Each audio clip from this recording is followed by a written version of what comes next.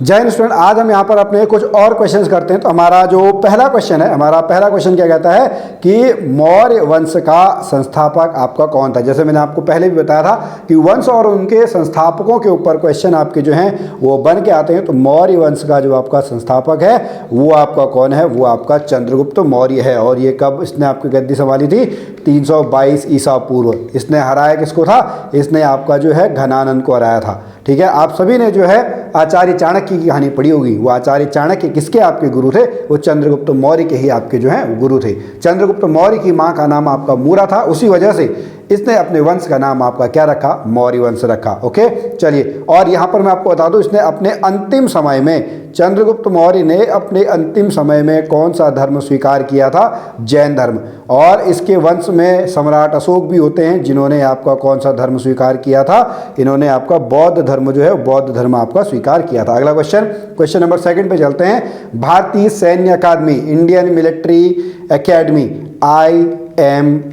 IMA कहाँ पर है, बहुत ही सिंपल सा है। IMA आपका जो है वो देहरादून में है। इसकी स्थापना आपकी कब हुई थी, इसकी स्थापना आपका 1932 में जो है 1932 में आपका IMA की स्थापना हुई थी। अगला क्वेश्चन, क्वेश्चन नंबर 3, थार मरुस्थल, थार डेजर्ट जो है वो कहाँ पर है। इसका अगर हम देखिए बात करें, इसका कुछ हिस्सा हालांकि पाकिस्तान में भी आता है, बट मैक्सिमम इसका जो हिस्सा है वो आपका कहाँ पे आता है, भारत में भी आता है। और भारत की भी अगर हम बात करें, भारत में भी लगभग 60% जो हिस्सा है वो आपका कहाँ पे आता है, वो आपका राजस्थान में आता है। तो जब भी आपके पास क्वेश्चन आए कि थार का मरुस्थल आपका कहाँ पे है, वो आपका राजस्थान में है। इसी प्रकार सबसे बड़ा अगर मरुस्थल पूछा जाए तो वो आपका सहारा मरुस्थल है। साथ में और भी आपके बहुत सारे होते हैं, ठीक है, जैसे गोबी का मरुस्थल है। चलिए अगला क्वेश्चन, क्वेश्चन नंबर 4 पे चलते हैं। इंडिया गेट किस शहर में स्थित है, बहुत ही सिंपल सा है। इंडिया गेट जो है वो आपका दिल्ली में है। लुटियंस ने आपका इसका डिजाइन जो किया था, ठीक है, तो इसका सही उत्तर क्या है, इसका सही उत्तर है दिल्ली। क्वेश्चन नंबर 5 पे चलते हैं। कौन सी पर्वत चोटी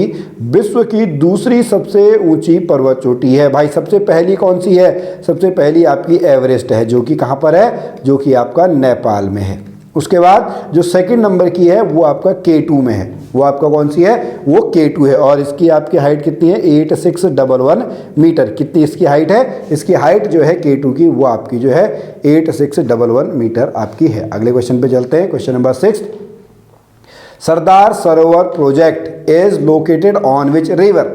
तो सरदार सरोवर जो आपका प्रोजेक्ट है ये आपका नर्मदा नदी पर बना हुआ है। किस पे बना हुआ है, नर्मदा नदी पर। इसकी नींव जो है वो नींव हमारे जो प्रथम प्रधानमंत्री थे पंडित जवाहरलाल नेहरू, जिनको हम आपके जो चाचा भी हम आपका उनका निक नेम आपका है, तो जवाहरलाल नेहरू ने इसकी आपकी जो है वो नींव रखी थी। और जवाहरलाल नेहरू ने कब इसकी नींव रखी थी, 1961 में जो है इसकी आपकी नींव रखी गई थी। अगला question, question number 7। The largest island of in the world, तो आपका ये कौन सा है, ये आपका ग्रीनलैंड है। ये क्वेश्चन बहुत बार पूछा जाता है, ठीक है। The largest island in the world, विश्व का सबसे बड़ा द्वीप जो है वो आपका ग्रीनलैंड है। कौन सा है, ग्रीनलैंड। अगला क्वेश्चन, क्वेश्चन नंबर 8 पे चलते हैं। भारत की सबसे बड़ी पेट्रोलियम रिफाइनरी कहाँ पर है। भाई जो अभी सबसे बड़ी कंपनी कौन सी है, रिलायंस है। तो रिलायंस का आपका तेल का कारखाना कहाँ पे है, जामनगर में है। क्या है, जो रिलायंस आपका है, तो जो आपका ये है, तो सबसे बड़ी पेट्रोलियम रिफाइनरी आपकी कहाँ पे है, ये जामनगर में है। कहाँ पे है, जामनगर। क्वेश्चन नंबर 9 पे चलते हैं। Social website Facebook. देखो अगर आप फेसबुक नहीं भी चला रहे हो तो आप इंस्टाग्राम चला रहे होगे, व्हाट्सएप तो आप जरूर चला ही रहे होगे, ठीक है। तो सोशल वेबसाइट फेसबुक के संस्थापक आपके कौन हैं, तो इनका नाम आपका क्या है, इनका नाम आपका मार्क जुकरबर्ग है। क्या है, मार्क जुकरबर्ग ने फेसबुक आपका जो है फेसबुक की स्थापना की थी। और कब की थी, इन्होंने सन 2004 में आपका की थी। और कैलिफोर्निया इनका हेड ऑफिस है, ठीक है। इंस्टाग्राम भी इसी के अंडर में आता है और आपका जो है व्हाट्सएप भी इसी के अंडर में आपका आता है। क्वेश्चन नंबर 10 पे चलते हैं। लोकसभा के सदस्य कैसे चुने जाते हैं।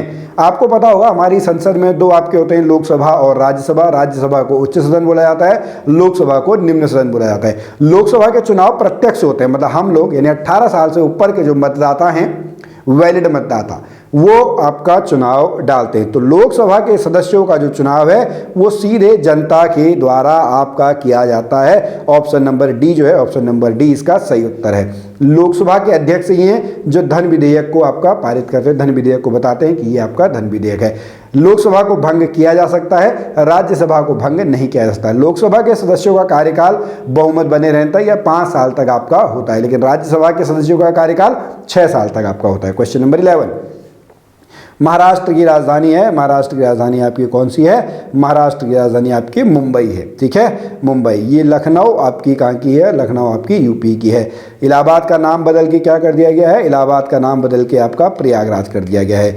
दिल्ली को आपका कब बनाया गया? दिल्ली को आपकी राजधानी जो है सन 1911 में आपका बनाया गया। क्वेश्चन नंबर 12 पे चलते हैं। अशोक के पिता, अभी देखिए हम चंद्रगुप्त मौर्य की बात कर रहे थे, तो चंद्रगुप्त मौर्य का बेटा बिंदुसार, बिंदुसार का बेटा अशोक। तो इसका सही उत्तर क्या है? इसका सही उत्तर है ऑप्शन नंबर डी, बिंदुसार जो हैं वो अशोक के आपके पिता थे। क्वेश्चन नंबर 13, भारत के लौह पुरुष निकनेम, उपनाम के ऊपर आप जरूर पढ़ के ले जाएं, आपके एग्जाम में जरूर काम आएगा। तो भारत के लौह पुरुष के रूप में जो है सरदार वल्लभ भाई पटेल को जाना जाता है, जो हमारे पहले आपके गृह मंत्री थे, सरदार वल्लभ भाई पटेल। क्वेश्चन नंबर 14, दिल्ली किस नदी के किनारे बसी हुई है? तो दिल्ली जो है वो यमुना नदी के किनारे बसी हुई है। किसके में बसी हुई है? यमुना के। और आज का लास्ट क्वेश्चन जो है वो है, which country is known as land of 1000 lakes? 1000 झीलों की भूमि किसको कहा जाता है? तो 1000 झीलों की भूमि जो है वो आपका किसको कहा जाता है? वो आपका फिनलैंड को कहा जाता है। किसको कहा जाता है? फिनलैंड को। तो स्टूडेंट, हमारे आज के जो क्वेश्चन हैं वो कंप्लीट हो गए। अभी यहाँ पर आप लोगों के जो है वो रिटन एग्जाम चल रहा होगा 17 अप्रैल से लेकर 26 अप्रैल के बीच में। तो अगर यहाँ पर आपका कोई भी क्वेश्चन आपको याद आता है तो आप कमेंट में आप उसको लिख के बता सकते हैं, हम उसके ऊपर आपको जरूर जो है आंसर देने की कोशिश करेंगे। तो हम फिर मिलेंगे आपसे अगली वीडियो में, तब तक के लिए जय हिंद।